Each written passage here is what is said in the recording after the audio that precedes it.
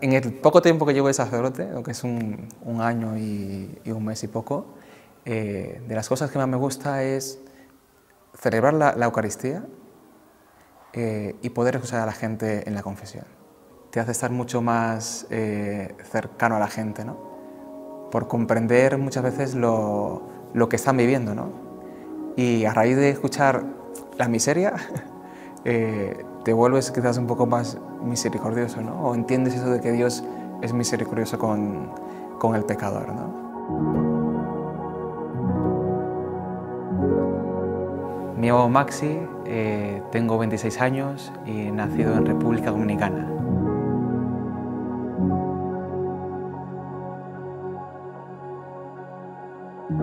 Desde pequeño siempre he tenido fe en Dios, ¿no? Pero sí que es verdad que por mi familia no ha sido una fe como vivida en casa, sino que pues yo he ido a la iglesia católica, allá a catequesis, pero también de pequeño no sabía la diferencia, iba también a la iglesia evangélica, ¿no? Entonces iba a una y a otra indiferentemente sin saber que era una cosa y la otra, simplemente porque me hablaban de Dios y a mí me gustaba, ¿no? Lo que me hablaban sobre Dios.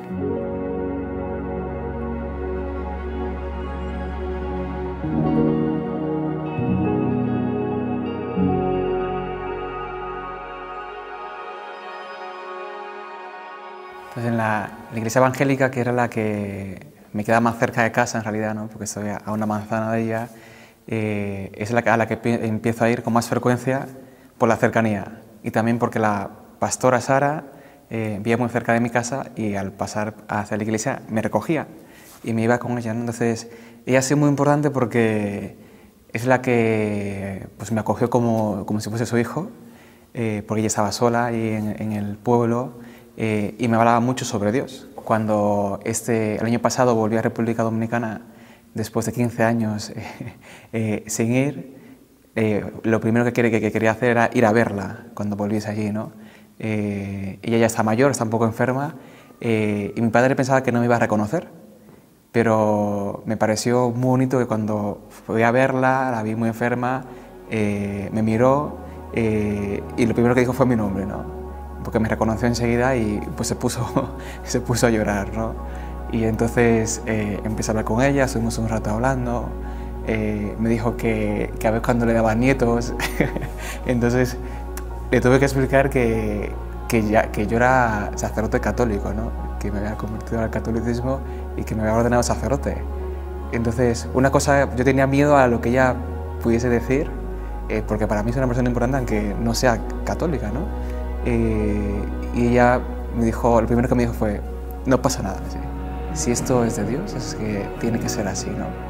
Entonces, ella, de hecho me estuvo preparando para bautizarme allí en la iglesia evangélica, a mí a un grupo de chicos, y cuando un mes antes de que fuese el bautismo, mi madre ya en 2006 me trae a mí y a mi hermano mayor aquí a España. Entonces no me pude bautizar allí, y aquí cuando vengo a Madrid, muy de vez en cuando voy a la iglesia evangélica, pero solo con unos amigos que tienen que venir a recogerme a casa, llevarme a la iglesia, luego traerme, y claro, eso para ellos es una carga. Y poco a poco fueron dejando como esa función, ¿no?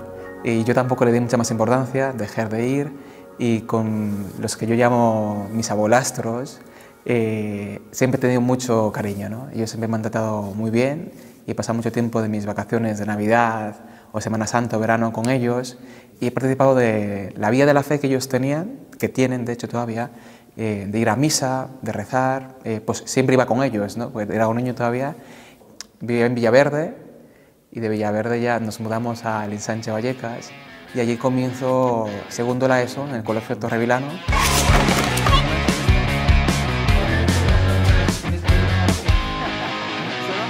Este es mi colegio, el Colegio Torrevilano, donde ahora estoy de capellán. A ver, así.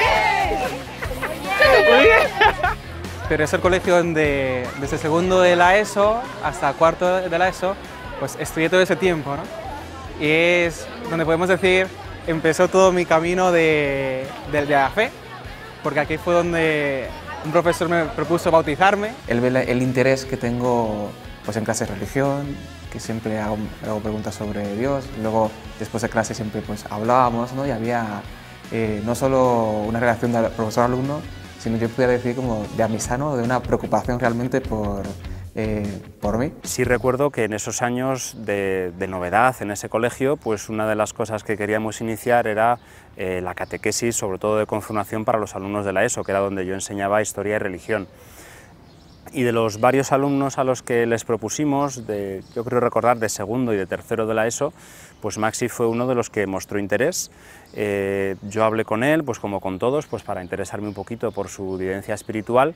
Y bueno, pues iniciamos un proceso que era sobre todo el proceso de catequesis, de confirmación, en el que yo sí recuerdo que él me preguntó que, bueno, que yo no estoy bautizado, ¿cómo me voy a confirmar? Entonces pues ya le expliqué que no pasaba nada, que dentro de ese proceso pues lo importante es recibir una catequesis y luego ya los sacramentos se van recibiendo en función de la edad, en función de la fortaleza de la fe. Y pues allí ya empezó un poco, digamos, todo el proceso de conversión, ¿no? Porque ya recibo el bautismo, ese profesor también es el que me propone en 2011 a mí y a unos cuantos compañeros participar como voluntarios en la JMJ.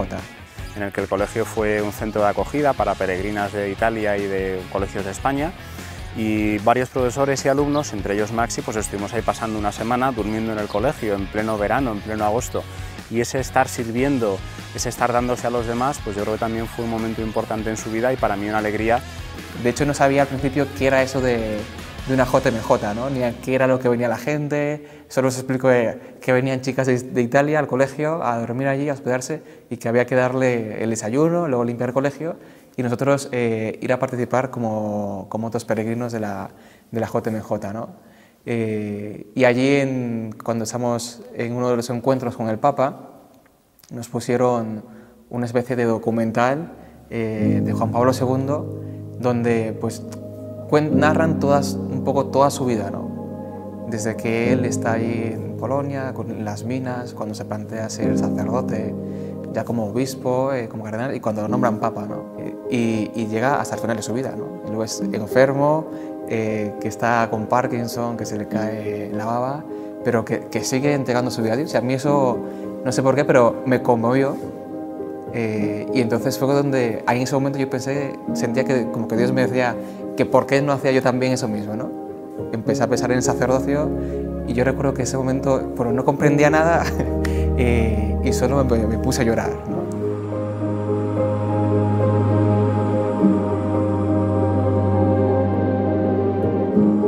Y al lado tenía a mi profesor, detrás tenía a mis amigos, y un chico delante de sus amigos no llora nunca, ¿no? Entonces, en ese momento, cuando ya reaccioné, lo primero que hice fue dejar de llorar y seguir como si nada pasase, ¿no? Pero ya desde ese primer momento había algo distinto, ¿no? Después de, digamos, la JMJ, venía a misa entre la semana al colegio, y antes de comer, pues yo y unos pocos amigos más íbamos a misa, ¿no? Dejamos de jugar a fútbol para ir a misa. Entonces, a mis amigos eso era algo que les llamaba la atención. De hecho, ellos empiezan a decir después en clase, no, es como tú ahora quieres ser cura y ya no quieres jugar fútbol con nosotros. Entonces, claro, en ese momento le digo, no, que yo no quiero ser cura, yo no, porque tampoco lo planteaba en serio, ¿no? Pues la inquietud sí que estaba, ¿no?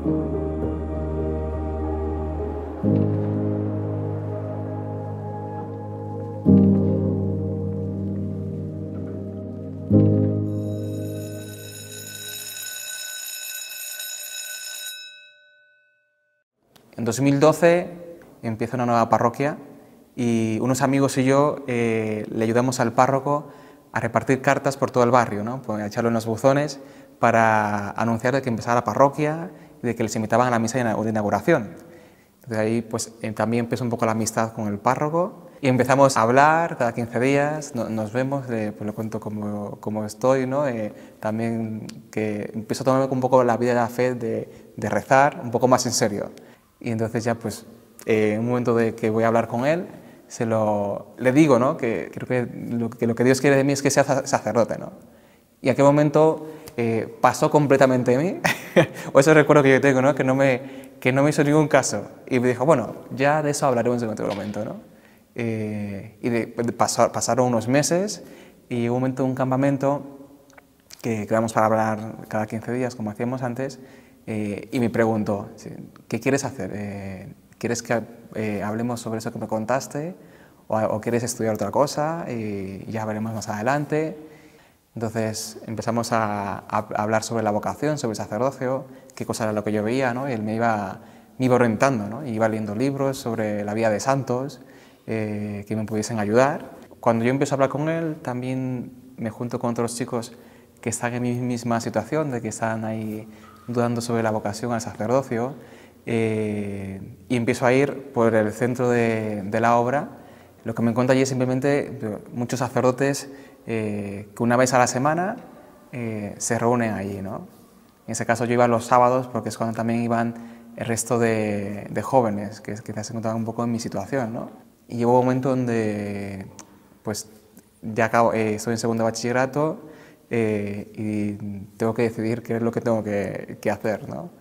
Y entonces, bueno, mira, llevamos mucho tiempo hablando sobre esto y creo que yo soy convencido que esto es lo que Dios quiere, ¿no? Y como dije en el primer momento, si eso es lo que Dios quiere, adelante, ¿no? Y si no, o sea, quedan muchos años por delante para poder hacer otra cosa, ¿no?